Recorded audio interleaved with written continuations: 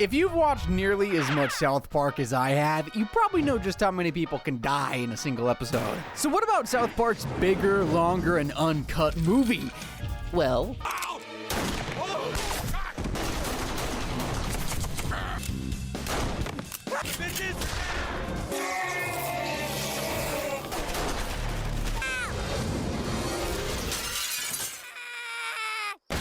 yeah, a lot of people died in this one, and I'm gonna show you how. Let's start the kill count and jump into one of the bloodiest animated movies out there. Speaking of movies, the plot of this one centers around the newly released Terrence and Phillip movie, Asses of Fire. And with a title like that, you already know it's not family friendly. But an R rating isn't about to stop these boys from seeing it. You call me a pig, babe? Oh, you bastard! Yeah, there's a lot of cursing in this movie, but that's by design. See, prior to its release, the film was originally assigned an NC-17 rating with the Motion Pictures Association of America. But the creators Matt Stone and Trey Parker weren't happy with it. So they submitted the movie 6 times for screening, and each time they added something more explicit until they got that beautiful R rating they were looking for. Phillip, I hope you've learned something through this whole experience. I did, Terrence. I learned that you are a biting face. You burned yourself to death by lighting your fart. The impressionable little boys loved it, every single second of it, and by the time they were out of the theater, well, let's just say their vocabulary had broadened a little bit. They'd also learned something very, very dumb: how to light their farts on fire. I bet you $100 you can't light a fart on fire.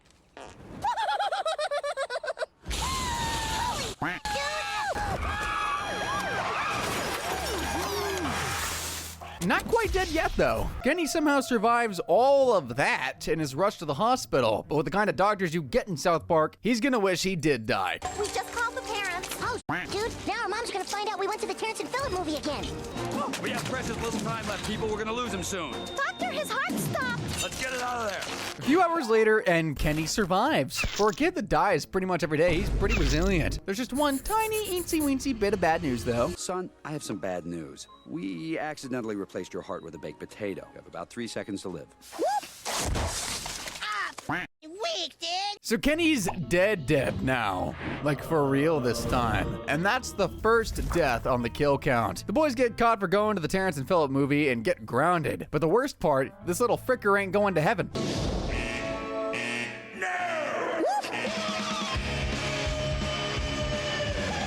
While he's contemplating eternal damnation, the parents of South Park are putting together a plan to safeguard their kids from filth and toilet humor. And how on earth are they gonna do it without another song? Kenny set himself on fire because he saw Terrence and Phillip do it in that dirty movie. Should we blame the government or blame society? Or should we blame the images on TV?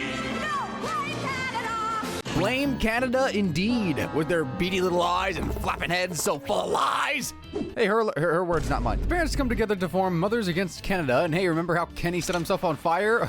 We all know who's to blame for that. No, blame Canada! Honestly, what isn't Canada responsible for at this point? Well, I do know one thing. Stan is on a quest to get Wendy to like him, so he asks a trusted adult, but he gets some less than trustworthy advice. Oh, children, why did you learn to talk like that? How do you make a woman like you more than any other guy? Oh, that's easy. You just gotta find the clitoris. Good going, Chef. You just taught the boy another new word. But right now, there's much bigger fish to fry than Stan's little crush. See, it isn't just the children of South Park swearing now. The movie is a hit nationwide. And children everywhere are learning some very colorful language. And boy, oh boy, it's starting to become a real problem. All right, this is for the silver medal, spell forensics. Why should I to spell forensics? The situation might look hopeless, but one mother is ready to take on the challenge, and you probably don't have to guess which one. Tonight, as the head of the PTA, Sheila Broflovsky, the United States has graphic violence on television all the time. We can't believe that a movie with some foul language would piss you off so much. Yeah, it's Sheila Broflovsky, and she's ready to put an end to this evil movie once and for all. No, not by teaching the kids not to swear. That's not her job. That's up to Mr. Mackey, and he's got a less than catchy musical number to teach the kids with. Or you're a buns, huh? Okay, good work. Actually teaching the kids to watch their language. Does it work, though? Of course not! These little kids are monsters! While the parents are planning the destruction of their neighbors to the north, the boys are well and truly grounded. But grounded or not, Stan's still trying to win his girl, one stupid question at a time. Your moms are away at a meeting, and they put me in charge of you. Shelly, where's the... I mean, Not the most unreasonable response. The boys decide to watch some TV, and guess who's on? Terrence and Phillip, and they're having an interview with Conan O'Brien. They're in the big leagues now, but things aren't exactly what they seem. So guys, does it make you nervous to be in America? Oh, they'd have to find us first. Terrence and Phillip, Mothers Against Canada is placing you under citizen's arrest. Deception, treachery, betrayal! It was all a trap, and to make matters worse, Conan had just betrayed his friends. What have I done? And that's number 2 on the kill count. Poor Conan died as he lived, plummeting out a window. As you can imagine, arresting Terrence and Phillip is a pretty big deal, big enough to cause a stir at the United Nations. According to the ambassador of Canada, Terrence and Phillip are dang near 50% of the country's economy, and now they're doomed to recession. What does the American ambassador have to say about all this? Terrence and Phillip will not be released. They are going to be put on trial for corrupting America's youth. Yeah, the Americans don't care. In fact, they start to laugh at them. This said play cannot end well. And it doesn't, because the next thing we see is the Canadian Air Force over American skies. They're about to get some payback. I'm ready, buddy.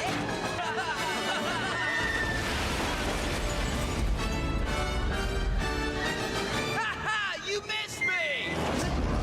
Okay, a bit overkill with the response there. That's 4 more notches on the kill count. That's also an act of war, and the Americans aren't going to take that lying down. My fellow Americans, at 5 a.m. today, the Canadians have bombed the Baldwins. What started off with a bunch of foul-mouthed kids has escalated into full-blown war. And what about the 2 Canadians at the center of all this? In 2 days' time, the war criminals Terrence and Phillip will be executed. War criminals? The 2 guys that fart on each other for fun? Okay, things are getting a bit more extreme now. By the way, you're never gonna guess who's behind all this. And now, I'd like to bring up my newly appointed Secretary of Defense, Miss Sheila Broflovsky. Holy war they shall have! Okay, maybe you did guess it. Sheila's on a warpath, and Canada doesn't know what's about to hit them. Just when everyone's left wondering how things can get any worse, we cut to Kenny in hell, having a hell of a time. There is no escape. Okay, so this is the part where things get a little weird. Turns out Satan here is in a relationship with Saddam Hussein. Yeah, that Saddam Hussein. And apparently, even by hell standards, it's a pretty toxic relationship. Saddam Hussein, my new partner in evil. Move over, Satan. You're hogging all the fun. Saddam, would you let me do my job? Okay, everything's pretty awful above and below. Everyone's worried about the upcoming war, but not Stan. He's got something else on his mind. Let's play tetherball. Yeah! This is about freedom of speech, about censorship. Can't you guys be more political? I bet I could be political, too. What do you think, Stan?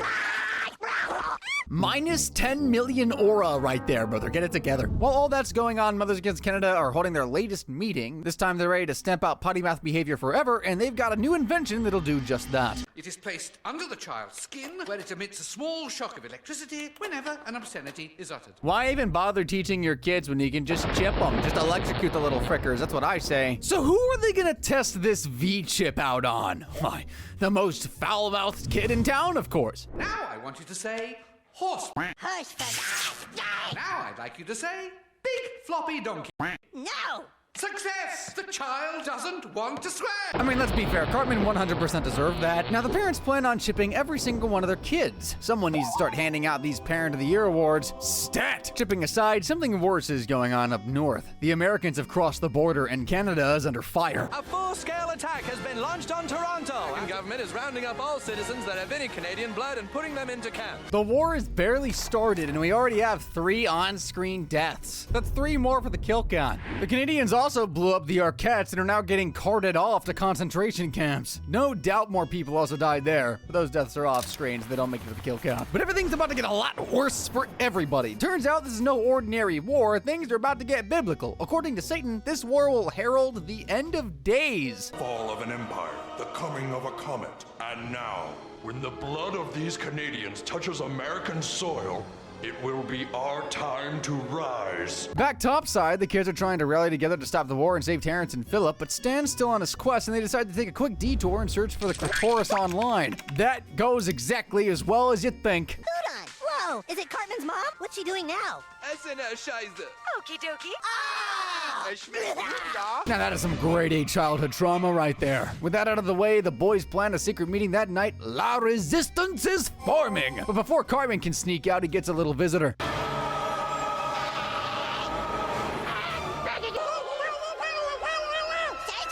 is coming here. Saddam Hussein, Having warned Cartman about the impending apocalypse, he heads back to hell. I wonder if anyone will believe Eric when he tells them. Speaking of hell, Satan is gearing up for the end of the world, but Saddam just can't quit being the absolute worst partner ever. I got some new luggage for a trip up to Earth. Let's to celebrate. Do you remember when you first got here? We used to talk all night long until the sun came up. We would just lie in bed and talk. Well, yeah, because I was still waiting to get you in bed, dummy. Is it bad that I kind of feel bad? That was a complete lie. I don't feel bad at all. I want to live.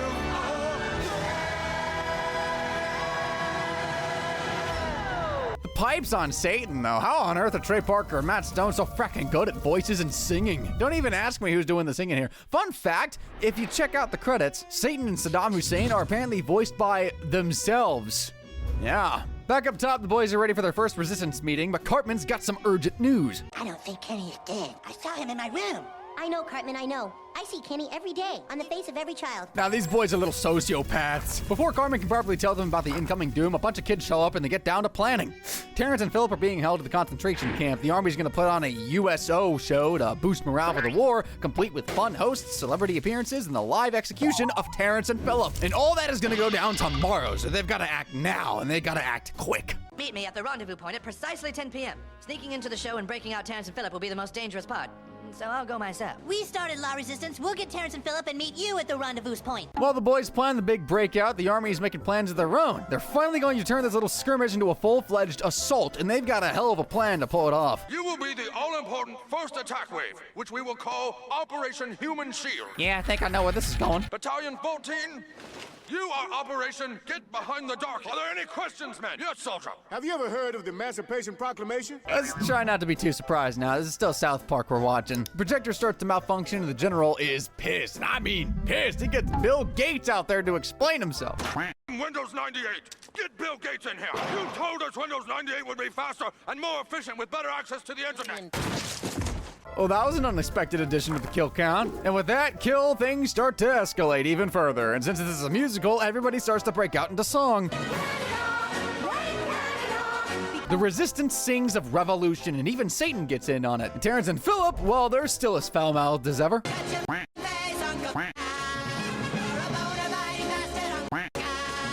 If you're wondering where Kenny is during all this, well, he's still in hell, but he's also giving Satan some much-needed relationship advice. He doesn't nurture my emotions. He just wants and can't learn to communicate. You're right. I should leave him. Kenny's really onto something here. I mean, I barely have any idea what he's saying, but Satan actually listens. He's finally gonna give Saddam a long-awaited talking to. You treat me like Saddam. I'm leaving you. I'm going up to Earth to rule alone. Satan, please, give me another chance. And of course, we get treated to get another musical number, and this one kinda sucks. Big shocker, Saddam Hussein isn't the best of singers. I can change, I can change. Somehow the song and dance work. Satan forgives him, and they're off to the surface to take over the world. Who knew Satan was such a softie? In just a few minutes' time, Terrence and Philip will be executed, but guess who's here to save the day? The Resistance! The boys have teamed up with a grizzled little kid they call the Mole, and they're at the USO show right on time. This is the USO show, where those military bitches intend to kill Terrence and Philip. Oh my god. God? He is the biggest of them all. Things are really getting heated now. The show is starting. Terrence and Philip are getting prepared for their execution, and Yippee the backflipping dog is putting on one hell of a show. In the back, the boys are pulling off their covert operation very, very quietly. Be careful not to touch this wire.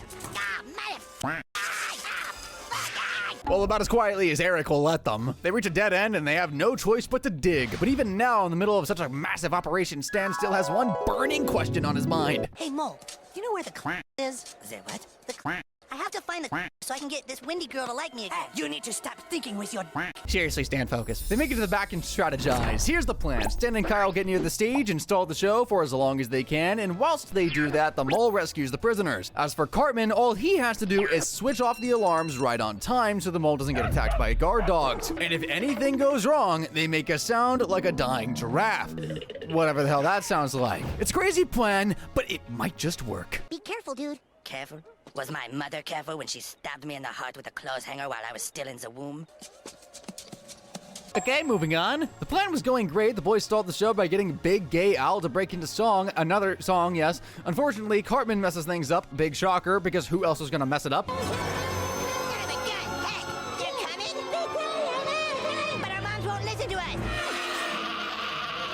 Absolutely fantastic timing, Kenny. Cartman fails to flip the switch. Obviously, that's not going to end well. A spy! Get him! The kid gets mangled by the guard dogs. He makes it out of the hole, but he's barely got any time left, so with his last breath, he sings, La resistance lives. another tragic addition to the kill count. And they couldn't even save Terrence and Philip. Left with no other options, the boys decide to listen to Kenny's warnings and tell the adults about the incoming apocalypse. If they die, Satan and Saddam Hussein are gonna come take over the world. Can't blame them for laughing now, though. This bloodthirsty crowd is here for one thing and one thing only. Nothing is gonna stop them now. Right as the pair are getting roasted alive, the cavalry arrive, and they've brought a heaping load of death with them. Now, this is where things get a little difficult to calculate. What comes next is a bloody conflict with plenty of casualties on both sides, so I'm just gonna let the whole thing play out and record the kill count afterwards. While this carnage is going on, the boys get into gear and try to save the two Canadians being actively electrocuted to death.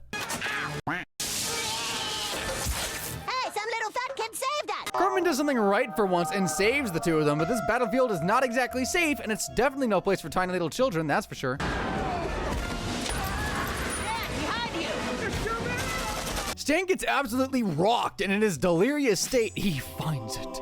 After all this time, he finally finds the click. And it's got some serious wisdom for young Stan. Wait, you're supposed to tell me how to get Wendy to like me. Dude, you just have to have confidence in yourself. Chicks love confidence. Now go, hurry, the has spoken. And with that, Stan gets his confidence and heads off to save Terrence and Philip. At this point, things aren't exactly looking great for the Americans. The boys run through a field of dead bodies and they stumble upon, not Mr. Garrison! Hey, Mr. Garrison! Take Mr. Hank. Get him out of here. There's one more casualty for the American side and one more number on the kill count. You will be remembered fondly, Mr. Garrison. Probably. Now things were getting real desperate for the Americans, so they pulled out their ultimate move. Human shield up front, then Operation Get Behind the Target. Remember, Human Shield. Operation Human Shield is a go, but what do the Human Shields think about this plan? 1, 2,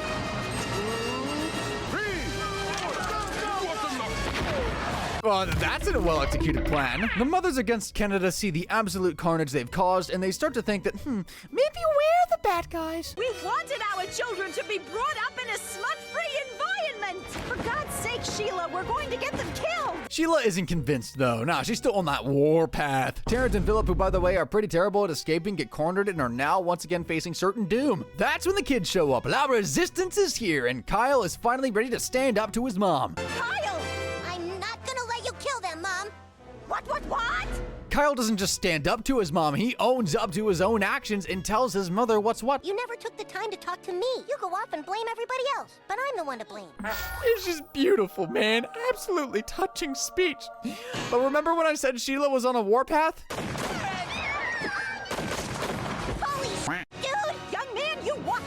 Holy indeed, she killed Terrence and Philip, you fricker. Sheila's stubbornness literally kicked off the end of the world. And with those two dead, we can bring back the kill counter, adding 2 more to the tally. If you're wondering just how many people died during the war, well, I am too. It's kind of hard to say. I definitely lost count a few times, but after pausing a lot and researching online, I'd say about 395 soldiers died, taking the counter all the way up to 408. But there's still more death to come. After all, Satan's about to get here. My time has come. Saddam Hussein, shoot him! That's already like 12 deaths right off rip and added to the kill count. At least Kenny comes back to life. I'm not taking one off the count though. He still technically died. So it's the end of the world and the devil is not about to mince words. Sheila is 100% undoubtedly at fault. I was just trying to make the world a better place for children. You have spilled the blood of the innocent. Saddam immediately starts to hog all the glory, telling everyone to bow down to him like he's the Dark Lord around here, but then he pisses off the fat kid. Right over there where that fat kid is standing. Don't call me fat, but... Turns out getting electrocuted messed up with the V chip, and now Eric Cartman has electricity powers? Sure. You're gonna add 2 more to the kill count for the 2 hell minions Eric just blasted to death with his powers? Powers that just so happen to only activate when he does what he does best. Damn! Rich Batman! Get authority! Oh, he really gives it to him too, using the powers of every single curse word in the book. Saddam doesn't stand a snowball's chance in hell. Things only get worse for him when he makes his second big mistake, pissing off Satan. You waiting for, bitch? Destroy him! And so he dies again. Kind of, I think. I'm gonna add to the kill count though. Satan no longer looking to take over the world, thanks Kenny for teaching him how to find his own self-worth. He offers him one wish. He said that his wish is for everything to go back the way it was before this horrible war. Satan agrees to pull his minions back and live a lonely life in hell, but just before he goes, he finds Mr. Hand, and in him, a cute little companion to stay by his side. While Kenny, the real hero of the story, sacrifices his life on Earth and says goodbye to his friends. Goodbye, you guys. Brings a tear to my eye every single time. With Kenny's transfiguration, we add one more to the kill count. Now that Satan's gone, the grass turns green, the flowers return, and everybody comes back to life. Wow, we were all dying and now we're fine. That's super. What's going on? We don't get to see it, but pretty much everyone that died in this movie comes back to life. They even feature on later episodes of South Park. I'm not going to reverse the kill count, though. Back to the happy ending, Kyle doesn't just stand up to his mom. He actually ends up reconnecting with her. You see, Mom? After all that, it was Cartman's filthy mouth that saved us all. I'm sorry I didn't pay attention to you, Kyle. After his long search for the clitoris, Stan finally gets the girl, mostly. But Wendy, what about Gregory? Gregory, him right in the ear. Yay! Thank you. Aw, young love. Everybody's happy and they all break into song. We even get to see Kenny catapulted out of hell and straight into heaven. Beautiful. Now that's what the kill count's looking at the end of this bloodbath. We got 425 deaths. Causes of death include medical malpractice, suicide, getting blown up, 2 murders, 2 acts of manslaughter, war, electrocution, transfiguration, and the eternally burning flames of hellfire. That about sums it all up. If you thought all that carnage, death, and destruction was crazy, you really need to click that link on screen, because things get crazier from here.